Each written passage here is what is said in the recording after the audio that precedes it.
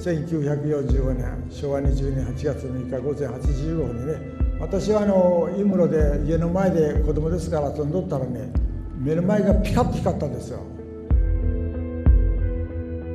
広島の街がなくなって、今被爆者の平均年齢は88歳ですから、あと10年したらね、原爆の話をする人は多分一人もいなくなると思う。一番伝えたいことはやっぱりね、平和よね。核兵器戦争をなくして。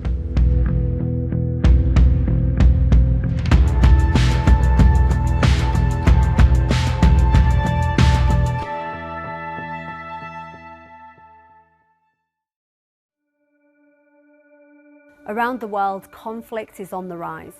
I've reported on the destruction caused by many different types of weapons. This series is about the other side of the story, the companies making and selling these tools of war. In this episode, the race for nuclear weapons supremacy and the dangers it poses for us all. 高いのは高いと思うよ。核保有国は核兵器があるから世界が安全なんだという言い方やね。みんな核兵器持ってるからお互いが使いたくても使えん。使ったら使われるから言うんで、まあそういう核抑止論みたいなことを言うんですが、本当はね、核のタブーが壊されるような今時代ですから。Toshiyuki Mimaki is a survivor of the only time nuclear weapons have ever been used, the US bombings of Hiroshima and Nagasaki in 1945. But after decades of progress on nuclear arms control, the risk of the unthinkable happening again has never been greater. И при угрозе территориальной целостности нашей страны, для защиты России и нашего народа, мы, безусловно, используем все имеющиеся в нашем распоряжении средства. Это не блеф. The world's largest nuclear powers, Russia and the United States, are as close as they've ever been to conflict since the height of the Cold War. Many fear we're witnessing the beginnings of a second nuclear arms race. Only this time, there aren't just two players, there are three. China, once a junior member of the nuclear club, is expanding its arsenal faster than any other nation. China's nuclear modernization was accelerated after Mr. Xi Jinping came to power in late 2012, and he expected greater struggle with US-led Western countries because he envisioned that China's power might reach an equal level with that of the United States. He believed that a greater strategic military power, especially nuclear power, could help China compel the US to adopt a softer approach towards China. And as a result, we have seen him giving more explicit instructions to military leaders to further expedite China's nuclear development. So China now is developing a nuclear triad capability. What we're looking at now is an arms race that's going to seek parity in all three dimensions of what we call our triad. They're going to seek submarine parity, and they're going to seek bomber parity, and also land-based missile parity, all of which is very dangerous. Under President Xi Jinping, China has revolutionized its military. Acting under the authority of the Chinese government, state-owned companies are building the country's first nuclear triad, weapons that are deployable from land, air, and sea. Beijing won't say how many warheads it now has, but independent estimates put the number at around 600, up from roughly 200 only a decade ago. But it's not only the quantity of nuclear weapons that matters to Beijing. Just as important is China's ability to evade its enemy's missile defense systems. That's where China has made perhaps its greatest leap yet, in hypersonic weapons, missiles that are launched on rockets into low Earth orbit, out of enemy reach. From there, they can be fired at hypersonic speed, at least 5 times the speed of sound, and maneuvered in real time to hit their targets. According to officials in the US military, hypersonic missiles have put China at the cutting edge of what was originally American technology. China believes that the current revolution of military technology is all about making weapons faster, more precise, and more able to penetrate enemy defense. And hypersonic weapons provide all these advantages. China has been worried about the impact of American missile defense on China's nuclear second strike capability. Hypersonic weapons, now armed with nuclear warheads, can provide China with greater chance of penetrating American missile defense network and successfully deliver a sufficient nuclear destruction. China's innovations in hypersonic missiles show how quickly technological advances can fuel an arms race. Since Beijing first tested its hypersonic weapons in 2021, the US has begun pouring money into similar technology. Russia has gone further, firing what it says was a new nuclear-capable hypersonic missile at a Ukrainian military facility. The first time this kind of munition has ever been used in a war. But hypersonic weapons are only the latest chapter in this great power contest. Its origins lie further back.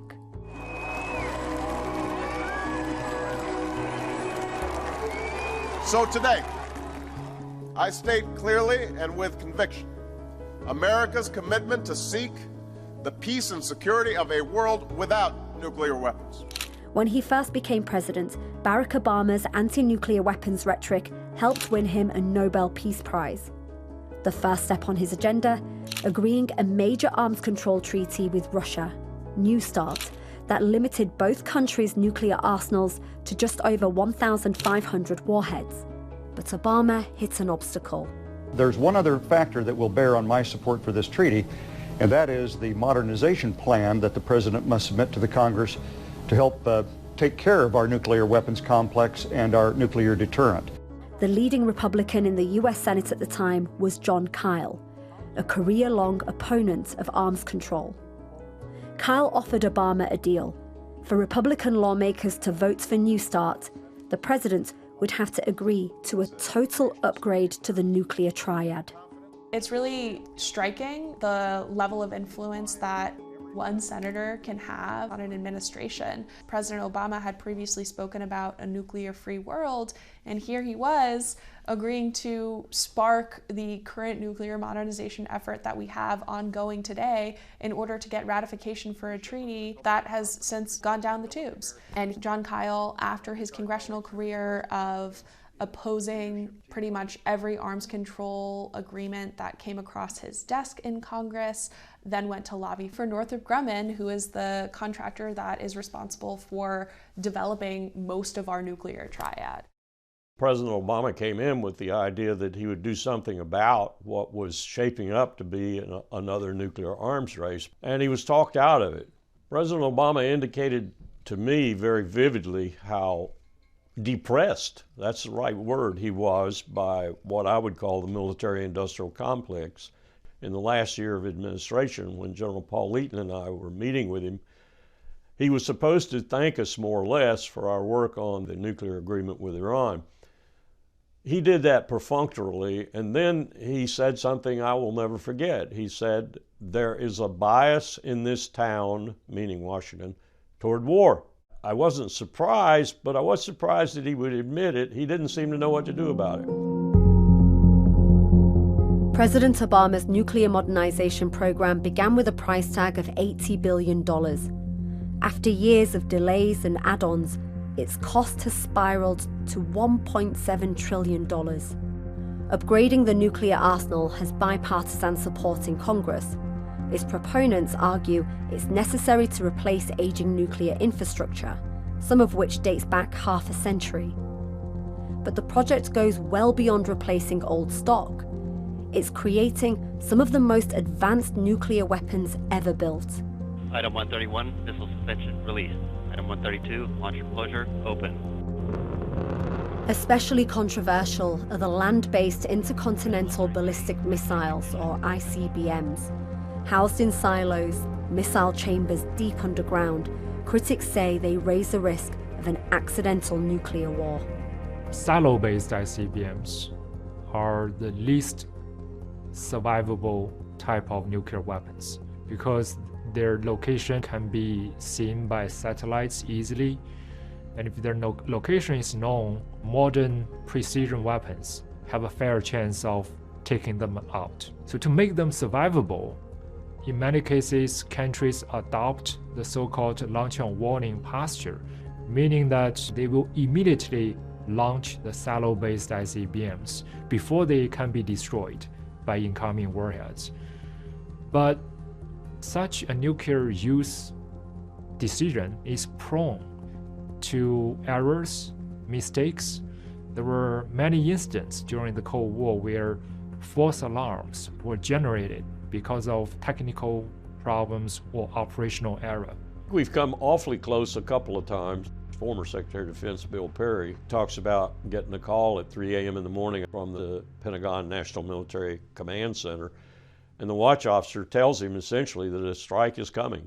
And Perry is reaching for the red phone, so to speak. He's going to call the president, and he asks the watch officer to go back and just one more check, because Perry knows that, you know, there's 15, 20 minutes, that's all the time you've got before doomsday arrives. And the watch officer does and comes back sheepishly, but honestly, to the secretary and says, "I'm sorry that I called you. What happened is someone left the exercise tape from last week's nuclear exercise in the computer." He was looking at an exercise tape, but he didn't know it. He thought he was looking at reality. Perry thanked him and went back to bed, but he said that was a close call. Prior to 2010, there were actually very serious conversations about eliminating the land-based leg of the nuclear triad, intercontinental ballistic missiles. Submarines or bombers are arguably more ready than an ICBM in terms of retaliating to a nuclear strike, and they're also more accurate. So there is no compelling argument for the land-based leg of the nuclear triad. We do not need ICBMs, much less a new generation of them. Yet the Pentagon has decided to move forward regardless, and a big reason for that is because of the ICBM lobby. The nuclear weapons sector is among the most lucrative parts of the US arms industry.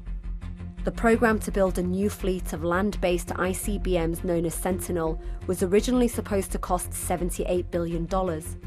That figure is now $140 billion. Some lawmakers are demanding it be scrapped. Why are we doing this? Have we lost our minds? Have we forgotten about what we're supposed to do as to make rational choices for the benefit of American people? The 11 companies contracted to build these weapons, led by Northrop Grumman, have responded with a lobbying frenzy, spending more than $220 million since 2018. Sentinel will be the most capable ICBM system in the world, with powerful, game-changing capabilities designed to protect against evolving threats. The majority of nuclear weapons lobbyists are former political insiders, like John Kyle, who, after leaving the Senate, lobbied for the Sentinel program. There are also more subtle efforts to influence policy from think tanks. One of the most vocal is the Atlantic Council. Since 2019, it's received more than $10 million from the arms industry, more than any other think tank. And they're very open about it. This report recommends that Congress keep funding the Sentinel ICBM program, and at the bottom you can see it lists one of their top funders, Northrop Grumman, which, as they acknowledge, has the sole contract to manufacture Sentinel ICBMs. ICBMs aren't the only nuclear weapons that the Atlantic Council has been pushing for. Tactical nuclear missiles have a shorter range and lower explosive power than regular nuclear bombs, but their smaller size is precisely what makes them so controversial. They lower the threshold for going nuclear. Analysts from the Atlantic Council have repeatedly called for the US to build more of them. But that's not all. They even suggest using them in a conflict with China over Taiwan, if a Chinese victory looked imminent or if Beijing carried out a non-nuclear attack on the US. That would mean the US using nuclear weapons first. Atlantic Council analysts have the ear of the White House. One of them helped write an official policy paper that led the first Trump administration to build 2 new tactical nuclear weapons. Mark Masser is one of the Council's leading voices on nuclear weapons policy. In 2018, your boss, who is Matthew Koenig, right? He contributed to a Trump administration review. The allegation that has been made against the review is that the introduction of these low-grade nuclear weapons has lowered the threshold for when nuclear weapons could be used. What do you say to that? Yeah, so if you look at the text in these posture reviews of how the United States describes when it would use nuclear weapons, that hasn't really changed. What I think you're referring to is in the 2018 review, there was a decision to be perhaps a little bit more explicit about the kinds of non-nuclear strategic attacks that might draw a nuclear response from the United States. For instance, a large-scale use of a bioweapon against the U.S. population, large-scale use of a chemical weapon. If an adversary, maybe if they use a cyber attack to go after the satellites that we use for nuclear command and control. At the end of the day, if an adversary is inflicting strategic damage on the United States, it might not matter if that's through large-scale use of nuclear weapons or through other high-consequence strategic attacks. There's nothing magical about nuclear weapons. There have been some other think tanks and other organizations that have done an analysis of the recommendations that have been given by the Atlantic Council, and they found that it tends to benefit those same weapons companies that are also providing a lot of money towards the Atlantic Council. How do you respond to those? Yeah. Well, all I'll say is that the Atlantic Council has a very strong intellectual independence policy for our researchers and the work that we produce. How can you unravel from the interests of weapons companies when there's money coming in from them? So I'm just trying to understand what the reasoning is behind that.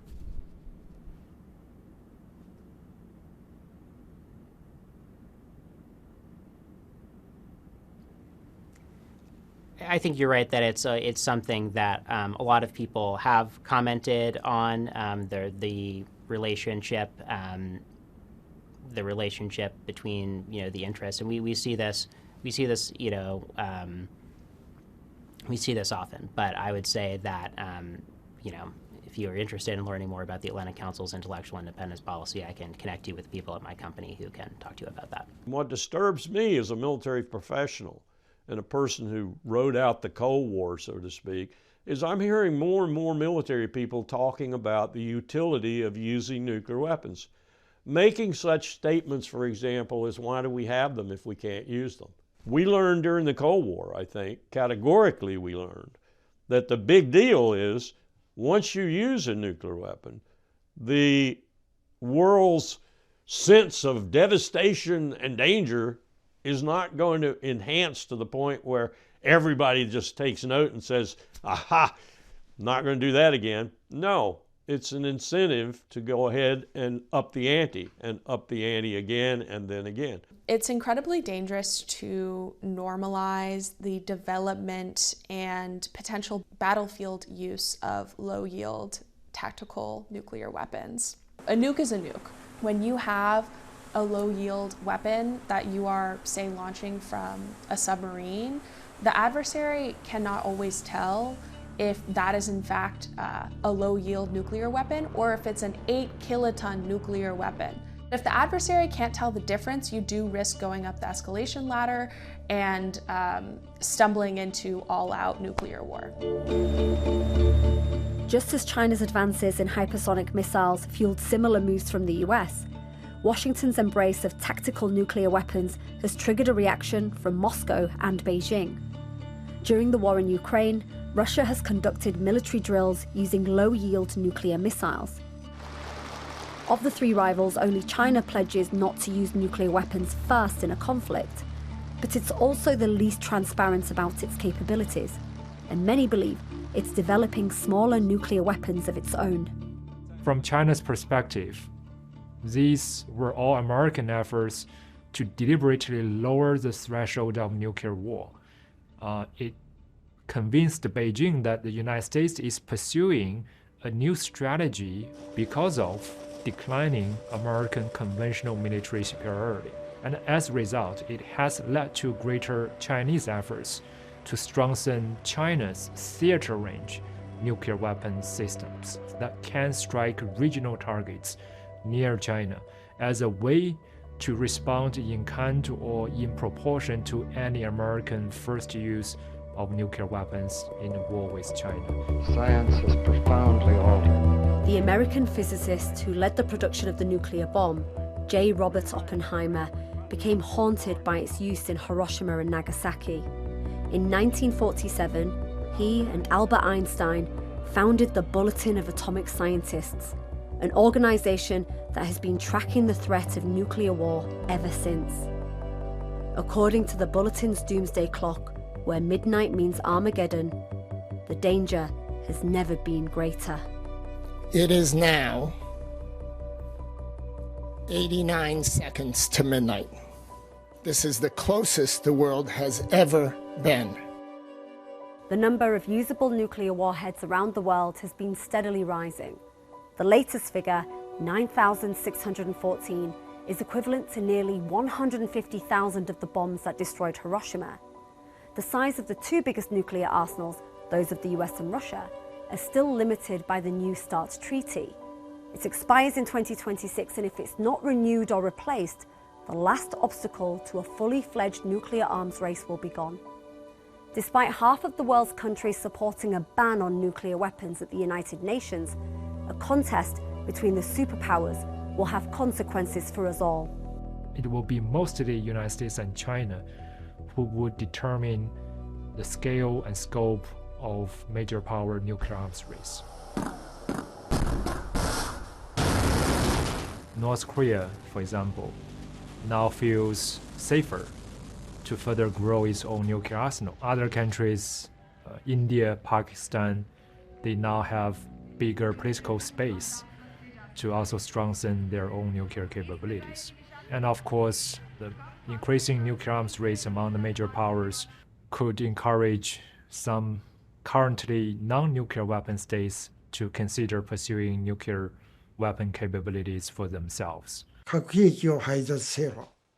核兵器廃絶、恒久平和の実現。去年はノーベル平和賞、今年は被爆80年ということでね。広島の100倍でも200倍でも大きな核兵器を開発しつつあると思いますよ。例えば何かの事件事故あるいは地震とかね、テロ集団が核兵器を狙ったりするようなことがあったら、自分は使う気はなくってもそういうことで核兵器がある日突然爆発したとかねいうようなことが起きるかもわからん。そういうことが起きたらいかんので、一発たりとも核兵器は持たないようにしてほしいというのがね、私たちの訴えですよ。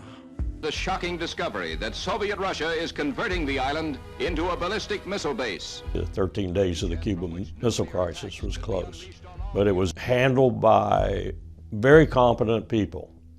We do not have competent people today. My biggest fear about a nuclear war occurring today is that the inevitable conflict occurs between rising power and falling power, because there's no question in my mind that the American empire is losing.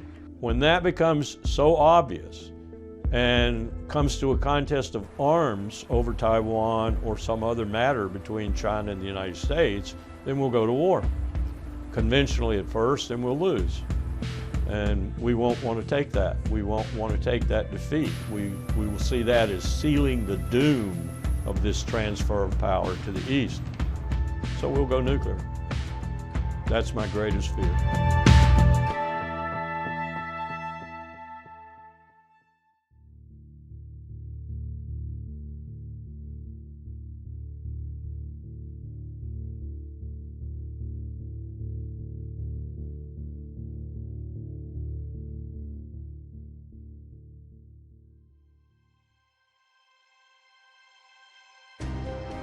In the next episode of Business of War, I explore the military tech that's changing the face of modern warfare, drones and AI.